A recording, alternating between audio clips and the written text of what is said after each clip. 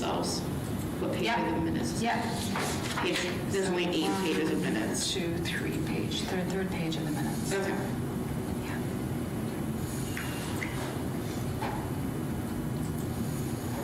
Find it? I'm slow, sorry. That's okay.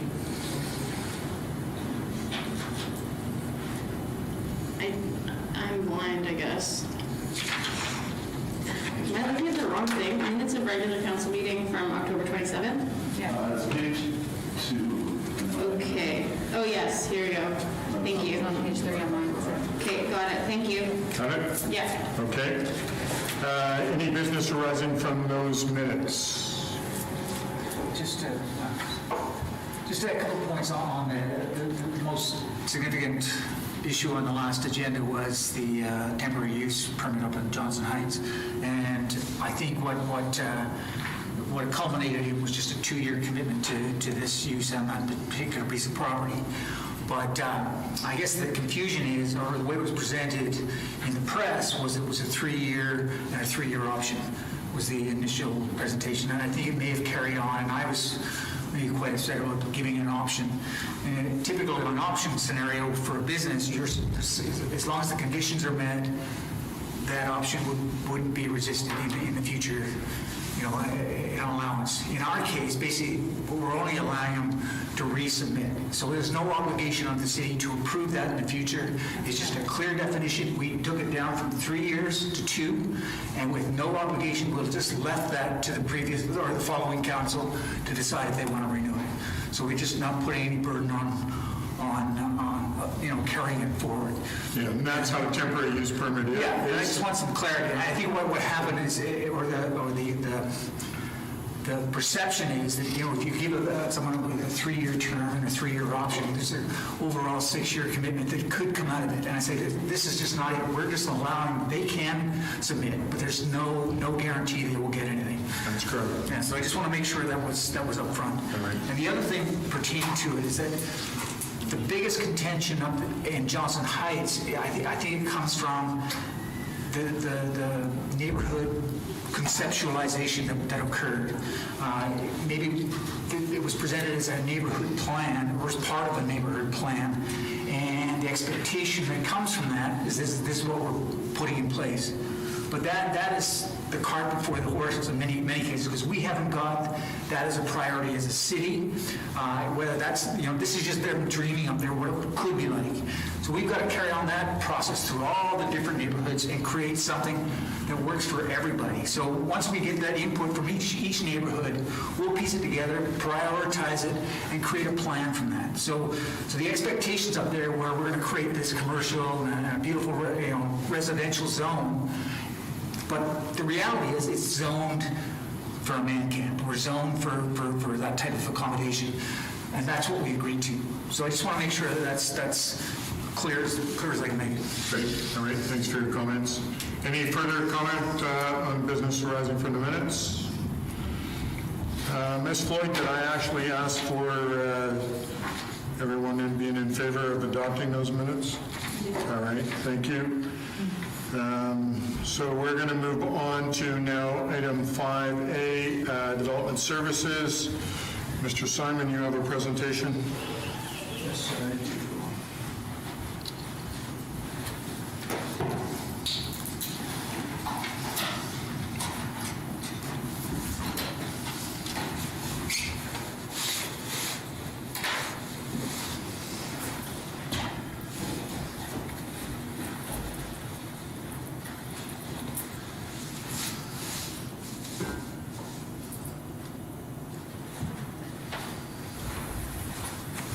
Thank you, Your Worship.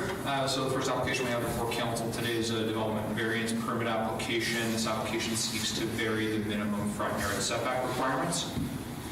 So the property we're looking at is at 702 Center Street, zone small lot, single family residential district, the R1A zone. Falls within the multi-family development permit area. It is fully serviced by municipal water and sanitary infrastructure, and as you can see on the map here, it is surrounded by both R2A, R3, and other R2A properties, which are all residential. So as part of a development variance permit, we're always required to send out landowner notifications. So as part of this application, prior to being brought before council, the proposal was sent to 70 property owners within a 100-meter radius of the subject lands. No letters in support or opposition of the variance were received. So getting into the specifics of the permit itself now, it is looking to allow for the existing siting of the foundation for a single-family dwelling that's currently under construction. We have proposed to reduce the front yard setback from 4 meters to 3.9 meters. So as shown on the site plan, this is actually the building location certificate that was submitted with the application. Once it gets to foundation stage, they get a surveyor out there to actually confirm the siting of the foundation.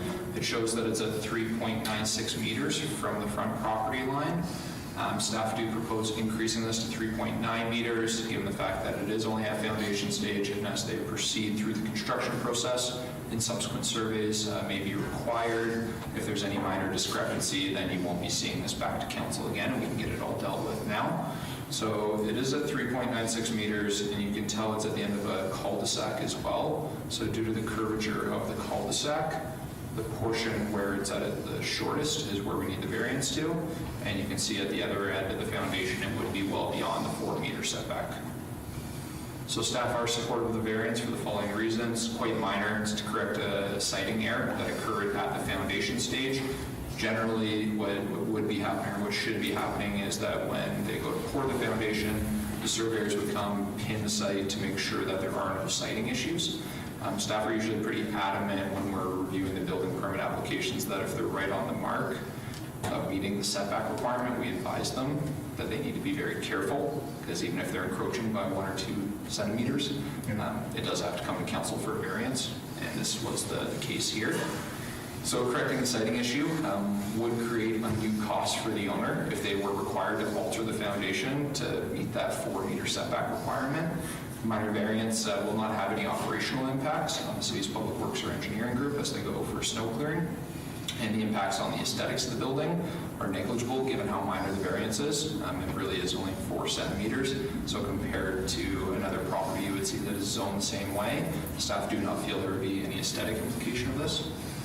And the resolution that we have on the board before you is to approve the variance to the front yard setback, again, reducing it from 4 to 3.9 meters. If you have any questions, I'm happy to answer them. Thank you. All right, so council, let's get the motion on the table, and then if you have any questions, so who wants to go first? Councilor Ryan? The development variance permit DBP 2020-13 be approved at 702 Center Street as shown in our package. Okay, seconded by Councilor Brooks Hill. Any questions, discussion on this motion?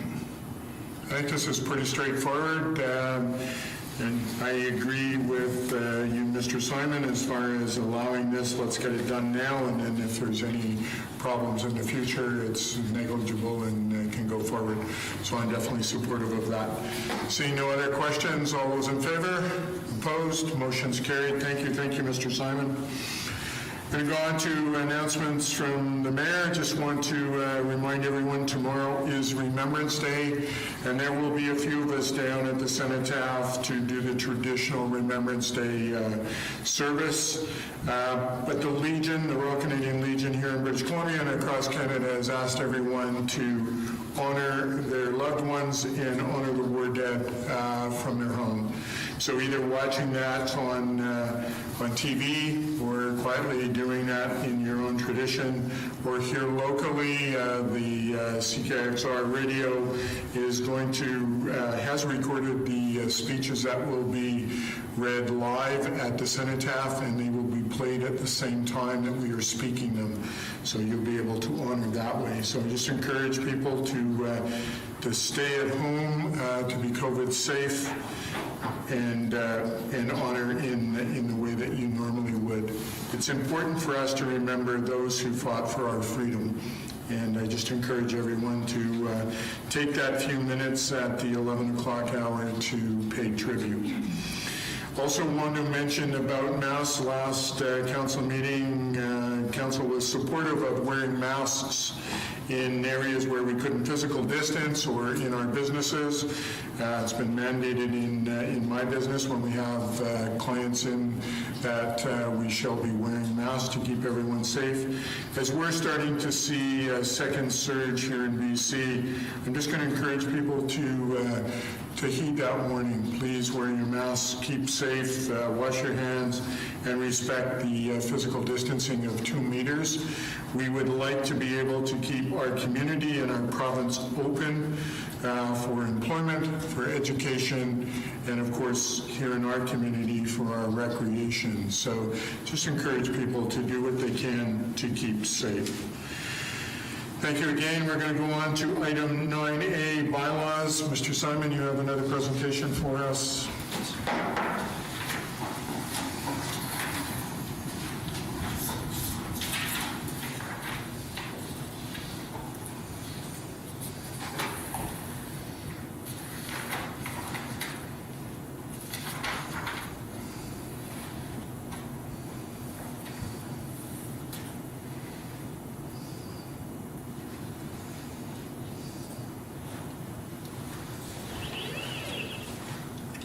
Thank you, Your Worship. So the application that we have before council today is a zoning bylaw text amendment. They are looking at amending comprehensive development zone number 5 to allow for the use of cannabis retail sales. Give you some background on the subject lands. So you can see it's located at 314 First Street West. This zone comprehensive development zone 5. The property falls within the downtown revitalization development permit area. As you can see, it is surrounded by commercial development that is zone C1. So the province has reviewed the application. The Liquor and Cannabis Regulation Branch, the LCRB, has completed the eligibility and suitability requirements of the Cannabis Control and Licensing Act. And as part of that, the application has now been referred to the city to make a recommendation back to the province. So when we look at the background of cannabis regulations within the city, there was extensive engagement that was completed prior to legalization of cannabis retail sales in October 2018. Engagement included a survey on the new regulations, direct stakeholder engagement with the Social Development Committee, the Health Advisory Committee, Advisory Planning Commission, as well as the RCMP. Information was provided to the public through the webpage, as well as through the Chamber of Commerce, and then all of this information ultimately came together to inform both the council policy as well as the zoning bylaw regulations to see where we were going to have this use and what the regulations were going to be to govern the use.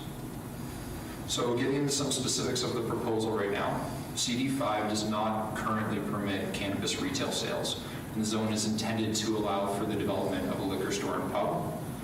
The development proposal entails a renovation of the existing space to allow for a separate cannabis store, which would have its own entrance. So you can see on the rendering here, we would have the liquor store, then the cannabis shop, and then the bar and pub facing out onto Boyle.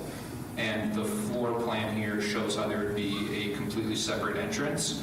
You wouldn't be able to get to the cannabis store from the last call liquor or from the pub.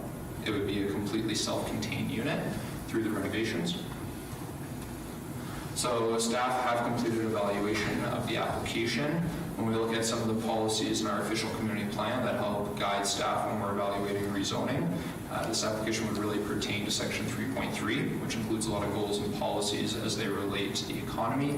Some of the general policies include encouraging the establishment of small businesses through appropriate zoning and bylaws, pursuing economic opportunities that complement the existing use, character, and image of Revelstoke, facilitating local business efforts by providing sufficient opportunities for diverse facilities. And in staff's view, the subject lands do contain an existing business that was established through a comprehensive development zone, and the intent of this zone was to provide for more diverse economic opportunities here. So when we look at the zoning bylaw regulations, those that govern cannabis retail sales are detailed in section 519. This generally includes not permitting them within 100 meters of another cannabis retail sale location, not within 100 meters of a school, daycare facility, community center, youth center, public park, playground, or another municipally owned or operated facility which has programs that cater to youth. So when we look at the subject lands, they're about 112 meters away from the nearest cannabis retail sales establishment, and this would be from property line to property line, so not door to door. So we kind of measured it from the closest distance, and they're 365 meters away from the nearest child care facility. And this would be looking at the BC, province of BC registry and their database. They do have a nifty spatial tool that we use when we're evaluating this to make sure that any registered daycare facility is considered when we have a cannabis retail sales application. The one key here is that the lands are 18 meters from the Rebelo Museum, which is a municipally owned building, and it does have programs that cater to youth, which is contrary to the policies in Section 519. So the museum has standard programming that runs through July and August annually. And if this zoning bylaw text amendment were to be approved by council, that would allow for the use of cannabis retail sales, a subsequent development variance permit would be required to actually allow the activity to occur there. So something else that needs to be considered with this application is that we do have a liquor and cannabis policy. Now, with the rezoning application, there was a concurrent cannabis retail sales application as well, CAN 2019-05. So this application would actually be for the cannabis facility itself. It would be in accordance with council's liquor and cannabis policy. And we can't evaluate this application. We can't bring it to council because the use currently isn't permitted within the zone. So the first thing that has to be considered by council is the rezoning application as to whether or not this use is actually going to be permitted within there. So when we look at the cannabis retail sales policy, the use has to be permitted in the zone. The location has to not be within the minimum distance as set out in the zoning bylaw for a site that caters to youth, and a referral has to have been received from the province. The city has received that referral from the province, as stated earlier, but these other two criteria, the use and then the location and the distance from a youth facility that has programs catering to youth, are not met right now. So the first thing that needs to be considered again is this rezoning application. So as part of the application review, standard for staff to send it out for internal, external agency comment. As was detailed in the staff report, Interior Health did come back with some comments that did detail some concerns with the application. They basically referred to the health link on the BC webpage regarding best practices for cannabis. And one of the items that was a concern for them was it being located in proximity to an outlet that serves alcohol. So these are the verbatim comments that were received by Interior Health. I do have copies if you guys want some. I'm not going to read them out, but they were summarized in the report for council.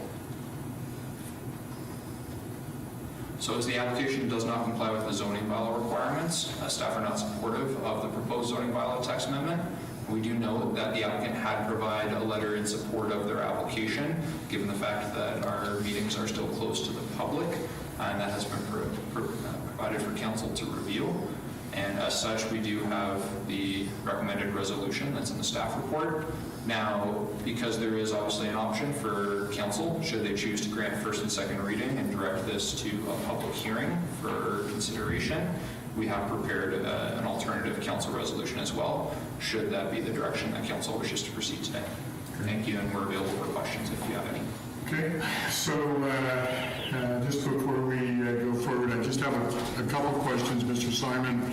So when we talk about Interior Health's comment about not wanting it to be nearby a liquor outlet, and they've stated just because they're concerned about issues, them being side by side, they haven't given you any more than what you've got in the letter, so we can all read for ourselves that they just have concerns regarding that. My question is, do you know if there's any other cannabis stores in the province of BC that go hand in hand with a liquor outlet? Through your worship, yes, we did look at some other municipalities. We looked at Kamloops, Vernon, Kelowna, as well as Salmon. And there are instances where they'll either be located within the same building, so it might be a large commercial building that has 5 or 10 different stores in there. And then there are a couple instances that we did find where they're located in the same building but side by side. Okay. So very comparable to what you're seeing before council today. Okay, thank you for that. I also want to ask the question, when we talk about applications for cannabis in the community, are there any others in the queue at this present time? Through your worship, yes, we do have another application that is in the queue that will be brought forward for council consideration in the near future. And one of the items that staff are currently working with the applicant on is making sure that the appropriate applications have been submitted, because it will be a similar circumstance where it is in proximity to a municipally owned building that has programs that cater to youth. All right, great, appreciate that. Councilors, do you have any questions of Mr. Simon regarding this? Councilor Elliott? Why is this a CD zone? Through your worship, essentially when the CD zone was established, it must have been determined at that time that whatever zones were available in the zoning bylaw did not suit the development that was being proposed, and a comprehensive development zone was ultimately the route forward as determined at the discretion of the owner applicant at the time. Do you think if it was done today, would it be commercial zone? What's it, I mean, we should be judging this as a commercial zone. It's in a downtown commercial area. Through your worship, yes, it is in a downtown commercial area. It's hard to speak towards a hypothetical as to whether or not this was submitted today, what the intent would be. I guess we can speak towards generalities when a CD zone is required and when it's not. And staff do look to work with an applicant to see if there are zones that would fulfill the need of a certain development to negate the need to go through a comprehensive development zone. So that would be a factor if this had some other zone and someone wanted to come in and do a liquor establishment, we would see what uses are currently permitted in the zones of the bylaw and if that works. And I think, Councilor Elliott, at the time that the pub and the liquor store were put in, the proponent owned the nightclub next door, and so there may have been some reasoning for a CD zone to try and get that food pub establishment going and then put in the off-sales thing. But having said that, I'm not positive. Do you have another question? Well, I just kind of that would, I mean, this step would be eliminated if it was a commercial zone, changing the zoning bylaw. We would just be judging it on the merits of a commercial zone. Is that right? Ms. Lloyd? Your worship, but it is Yeah. development zone. The adjacent property. Just creates an extra step. But that was what the proponent wanted at the time, was for it to be a comprehensive development zone. And so we have to deal with the zoning in front of us. Mr. Simon, you were going to Through your worship, yes, that is correct. Similar, if council recalls, there was an application that came forth several months ago for an amendment to a CD zone to allow a cafe within a comprehensive development zone, right? So these zones are intended to be a snapshot in time to support a specific development vision, and it's really at the onus of an owner applicant to come in and amend the zones in the future should that be required. I would note that all the zoning that surrounds the property, as Ms. Lloyd indicated, is zone C1. Cannabis retail sales is a listed use in C1, but we would still be having to deal with the issue of proximity to the Rebelo Stoke Museum. Yeah, and that's what I'm getting to. If it was a C1 zone, this step would be eliminated, but we still have to address the proximity to the... Councilors, any other comments? I'm sorry? Okay, so I'm going to make a statement and then we can put a resolution on. Because this is down Boyle Avenue, down the side, not directly across from the museum, and because I sat on the council that brought in the 100 meters away from a school, I've given some thought to this, and I feel that because the museum only has youth things part-time of the year, I'm not so concerned because the cannabis store would not be across the street from it. So I'm in supportive of this sort of thing moving forward, and then it would go to a public hearing, that sort of thing, for the community to weigh in. And then they can give us their input and we can kind of make a decision. I believe that when I look at this particular facility, I don't know if it's been open all year because of COVID or whatever the situation or why this person is applying for this, but I don't see any detriment to the communities away from the other people who sell this product.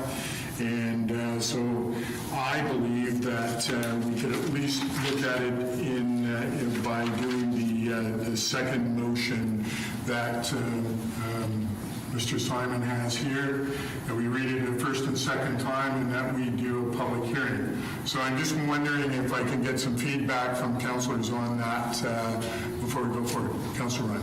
I think I preferred the first motion that was in the package, only because I think we have the rules for a reason, and it's a lot more simple to adhere by the rules. I mean, as far as I'm aware, people who are applying for this type of application are aware of what the rules are, so they should know, oh, well, this location doesn't comply, so I'm going to have to jump through a few hoops, and maybe it's not the best place for it. So I don't think it's in the best interest to have a public hearing and go through all that and sort of bend over backwards to be accommodating different uses. We have set the rules based on surveys and based on engagement of the community. I think we should just stick to those rules. All right.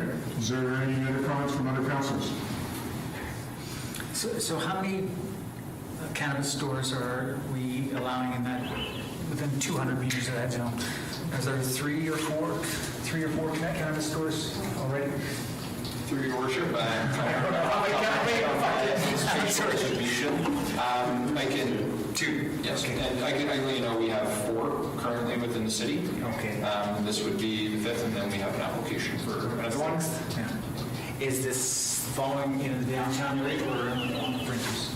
Through your worship, predominantly we're seeing them downtown, but we are getting inquiries and applications that are also closer to the fringe. And I would note that there are, it is a permitted use as well in the C4 zone, which is kind of the highway commercial zone. Right. So we would expect them, based on the previous engagement that was completed, to also come on the fringe as well as the downtown core. Okay, so we have Councilor Workcell. I feel like I should weigh in, but I'm a little torn on this. I definitely agree with your arguments that I personally don't see a problem with putting one down Boyle Avenue there.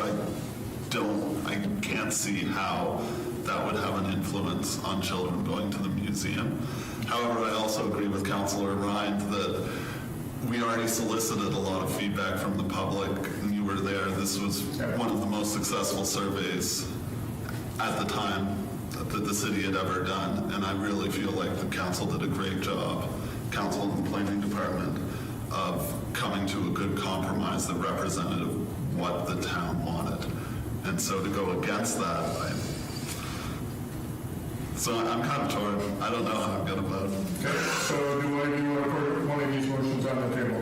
Get started, Councilor Ryan. Can I add something? One of the comments that came up during the referendum on this cannabis, whether we were going to accept it, was they didn't want a proliferation of them, and they didn't want them all over a certain downtown area. They just wanted to keep it to a reasonable level, and I think that was one of the statements. They didn't want this run rampant throughout our community. So, and I think that's subjective. I get what you're saying. That's always subjective to the situation. So, yep.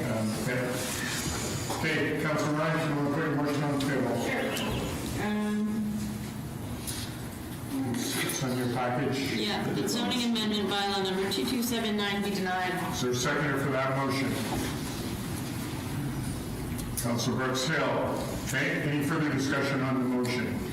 Yeah, Councilor I Ryan. just want to make a comment that that I think if we start doing this kind of thing, we also have to think about the implications on our resources at the city level. My understanding is that we would have to have a public hearing. We've got another one of these applications coming in. It would require the same type of thing. Like Councilor Brooksville said, we put these rules in for a reason. I think we should just stick to it. All right. So, Mr. Simon. So, Your Worship, just a point of clarification, I guess, for the other applications that staff are currently managing, they would not be subject to a public hearing given the application type that we are working with the applicant on. Okay. Just to Appreciate that. Thank you for that. I think once you set some rules, you try to live to them, but there's also the fact that I'm sure this business is trying to think viability, and this is a part of it. So it's easy to be cut and dry, but there's always consequences. So if it's jeopardizing a business or survivability of something, or economic, it has an economic implication. So just be wary of some rash decisions or blunt, and this is it, this is the only way. I find that very discerning. I appreciate that. I'm going to vote against the motion that's on the table because I believe this is a good one to look at because it's away from other cannabis stores and it's away from childcare facilities. But I also understand where Councillor Ryan's coming from because I did sit on that council that brought in those regulations at that time. So unless there's any further comment, I'm going to ask all in favor. Against? Councillor Elliott, Councillor Sulz are opposed. Ms. Lowe? It's a tie and it's defeated. So the motion is defeated. Which means it's through. No. Yeah, the denial is defeated? Yeah. Yeah, so now we have to put something else on. So we can put the other motion on. We're going to end up with the same, same sort of thing. So what happens if we don't? Pardon me? I would suggest that you could bring it back to when there's more councillors, and then, in theory, there might not be a tie. Yeah. That's probably the appropriate thing to do, so thank you for that, Councillor Brooks Hill. Councillor Elliott? I like that. I think it gives me a chance to understand it. Yeah, me That's too. not how, I don't think we can. Okay, because there's no new information. It's one application. It's been listed, unless you want to put a different resolution on the table. We can use That is the other done. resolution. We can use the one that they have prepared. That zoning amendment bylaw. So then it goes to the community, and at that point, the community can weigh in, and we have a public hearing, and we listen to what they have to say. No, I'm saying at the following meeting, we could have that as the motion, because then it's technically a different motion. And But by the same token, unless there's new information, we can't just put this off. That's correct, Ms. Wu. Your Worship, can we just take a break for a second? Yes, okay, thank you. Mr. Simon, Ms. Wade, you're going to give us a little information. My apologies.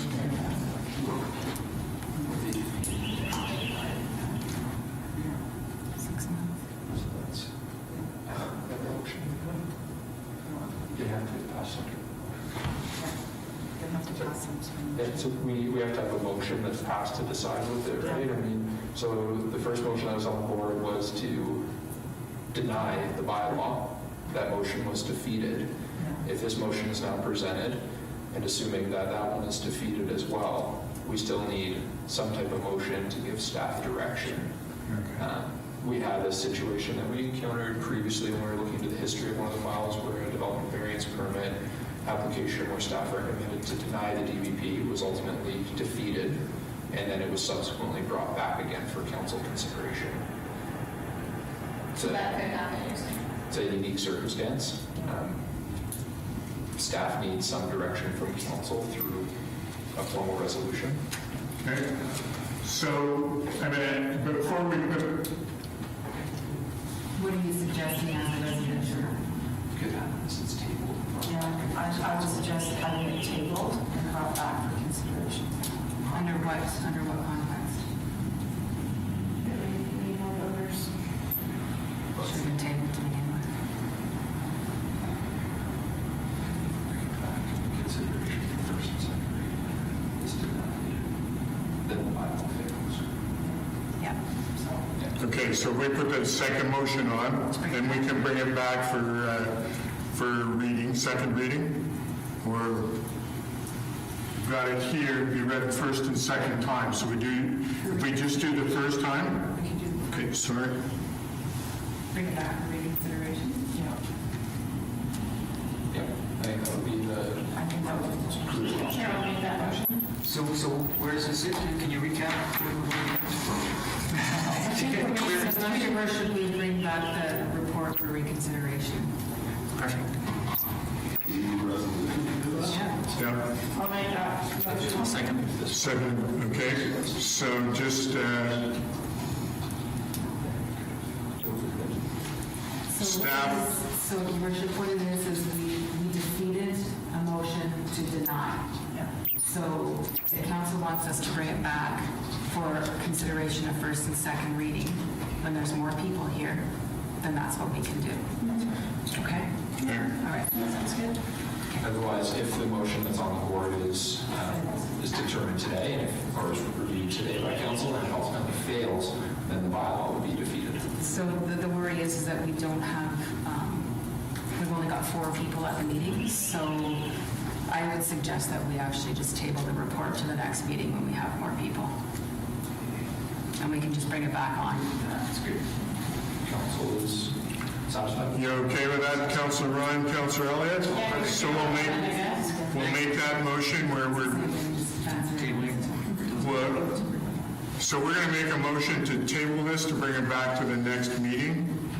Council, Bring it back as first and second reading. we'll bring it back as first and second reading, and then council can weigh in on it. Okay, you okay with that, Councillor Ryan? Councillor Elliott? Yes, I think it'd be great to get some varied perspective. Okay, fine. So, all those in favor? Motion's carried. Thank you. Thank you. Thank you, Mr. Simon. Thank you for clarity, staff. I appreciate that. Just keep them on the toes, that's all.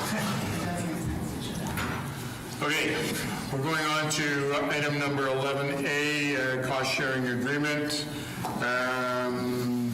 Do we want to let's put this motion on the table, and then we can have some questions from, or some information from our Director of Finance. So I want to put the motion on the table for me. Councilor Boxell. The new cost-sharing agreement with the Columbia-Shuswap Regional District being negotiated for the provision of recreation services to Area B. The second for the motion, Councillor Elliott. Any questions or comments you have from Ms. McCabe? Councillor Ryan, and then Councillor Elliott. What happens if they're not interested in negotiating with us? Like, we can't say that their residents can't use the facilities, right? So, Yeah, and so, we always temper these by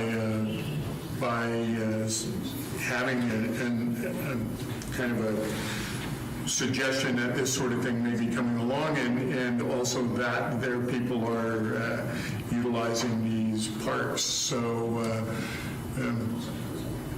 any further comment, Ms. McCabe, on that sort of thing? Ms. Law? Through your worship, so I have been in discussions with the CEO at CSRD with respect to the changes that we were looking at. And once council gives us permission to move forward with the negotiations, they'll take it to their board, and their board will make the decisions, and then we'll go forward from there. But these come as no surprise. Basically, it's taking a couple of the parks that were considered neighborhood parks that aren't neighborhood parks anymore, because it's the skateboard park that actually contributes to the whole community and the splash park. It's not really Farwell Park anymore. It's for the whole community. And in talks with discussions with the CSRD staff, they think that's a reasonable request. Okay. Councillor? And we're increasing the ask from the CRC. Slightly. It's not very much, From yeah. 8.5 to 13. 13 to 8. Yeah, it's the opposite. So instead of it being 83, it'll be 92.5 or something like that percentage. It's the opposite of what you think. It's complicated. Ms. McCabe, Ms. McCabe, you want to weigh in? It's actually, the way the agreement is currently worded, it's actually an exclusion of costs. Yeah. So we would reduce the amount of costs we're excluding from the share. Yes. Yeah. Yes, it's It doesn't increase for me. Okay, so I know. the contribution goes out from the CSR. Perfect. Good. All right. Any further questions or concerns? All those in favor? Motion's carried. Thank you. So we've had some requests from the local press to go back to allowing questions from the press. So they have been giving this telephone number here. I have the phone beside me, so we'll wait for a couple minutes to see if we get any questions from the press, and that's always related to the items that are on the agenda. So we'll just see if we get a call or not regarding things that were on the agenda today. Did we set a timeline? 2 minutes. while we're waiting, is there any update you could provide on City Hall when it might be complete, or? Well, we can talk just a little bit about that. I'm not going to set a date, but as you can see, they've got the tower uncovered. They're starting on the front to kind of uncover the stairs. They've got most of the stairs done. There is some more stuccoing that needs to be done around the perimeter of the building. Still, even on the high sections, as they take scaffolding out, they need to patch because it's attached. So they will be covering back up around the planters so that they can paint those planters. There's still some stucco around the corners and that around the stairs that need to be done. And then, of course, down the side of the building, there's a few spots. So optimistically soon. But I'm not going to set a date because I don't know if there's things that always tend to happen during that last couple weeks of work that delay things, and we saw that recently on another project. So as we start to see it come off, and it's pretty exciting to actually see how it looks. And Well, I was just going to comment that it does look impressive. It's a nice, cleans up very well. So. yeah, it's amazing when they started taking the windows out, how much rot there was in the old windows, and the glass had sagged, and you could see daylight in some of the areas. And so it's great to see that coming to fruition. I'm really appreciative of all the contractors that worked on that, but also to see some of the fellows that were doing the work when it was all closed in, and how diligent they would work from early in the morning till late in the day, especially during the summer months, to get as much done as they could. And hence the reason that we're actually starting to see some of the building before the end of the year. So it's a wonderful thing. Well, I think it's also with the roundabout, and once this is complete, it'll be something we as a community can be proud of, and I think it'll showcase well for us. Yeah, and bringing it back to that 1939 splendor is an awesome thing to see. So have we reached a 2-minute mark, Ms. Floyd? Okay, so I think we're not going to get any questions from the press, so I would like to move in camera pursuant to section 90.1G and K of the Community Charter. Someone make that motion for me. Councillor Ryan, seconded by Councillor Brooks Hill. We'll give a 2-minute break, and then we'll go right